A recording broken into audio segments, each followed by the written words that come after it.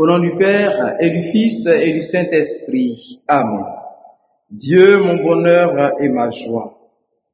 Frères et sœurs, chers amis, c'est avec beaucoup de joie que je vous retrouve en ce 13e dimanche du temps ordinaire de l'année C pour méditer la parole de Dieu, la parole qui nous donne vie sur notre chaîne préférée, Parole de Dieu au quotidien.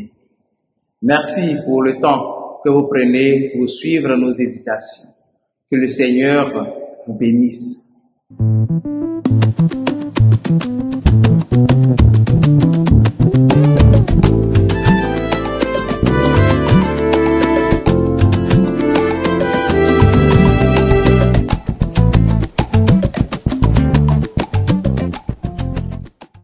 Frères et sœurs, nous sommes au 13e dimanche du temps ordinaire de l'année C et la première lecture que nous avons entendue tirée du livre des rois nous montre que le Seigneur choisit Élisée comme le successeur du grand prophète Élie.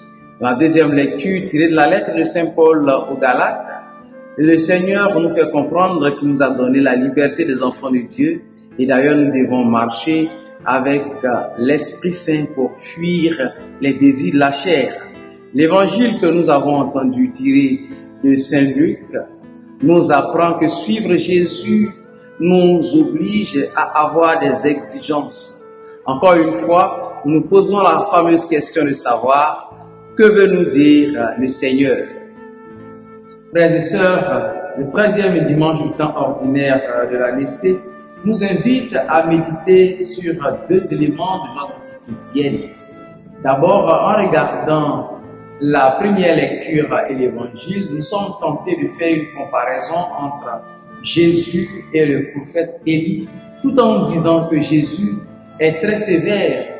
Pendant qu'il interdit ses disciples d'aller voir, dire leurs adieux à leurs parents, Élie fait à la limite un peu de complaisance vis-à-vis d'Élisée. Ici, il faut comprendre que la mission à la suite du Christ est une marche en compagnie de Dieu lui-même. Dès lors, l'exigence de Jésus est inspirée par l'amour et non par la sévérité. Car être missionnaire à la suite du Christ, c'est savoir tout laisser, nos biens, nos habitudes, en acceptant les difficultés pour le règne de l'Évangile. C'est pourquoi Jésus lui-même va parler à ses disciples en disant « Le Fils de l'homme n'a pas d'endroit où reposer la tête, pendant que les renards en est terriers, les oiseaux du ciel en est nus. Le Fils de l'homme lui-même n'a pas d'endroit où reposer la tête. » Sans cette exigence, mes frères et mes sœurs, nous pourrions croire que la relation qui nous lie à Dieu est une relation commune, comme la relation que nous avons avec nos parents, nos amis et nos frères et sœurs. Le deuxième point de notre méditation de ce jour, c'est de comprendre qu'il nous faut avoir de l'attention vis-à-vis de l'Esprit de Dieu qui nous a été donné depuis la Pentecôte. Ainsi donc, nous devons nous laisser conduire par l'Esprit de Dieu pour vivre dans l'amour avec nos frères et nos sœurs en fuyant les tendances de la chair qui entravent gravement la charité. Entre-temps, la charité est pour nous le signe d'une évangélisation vraie et pure. En ce 13e dimanche du temps ordinaire de l'année C, demandons à Jésus, qui est le premier protagoniste de la mission d'évangélisation, de nous accompagner avec son esprit, lui qui règne pour les siècles des siècles. Amen.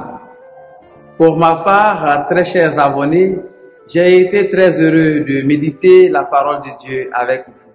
Tout en vous disant au revoir et à très bientôt, je vous accorde la bénédiction de Dieu Tout-Puissant.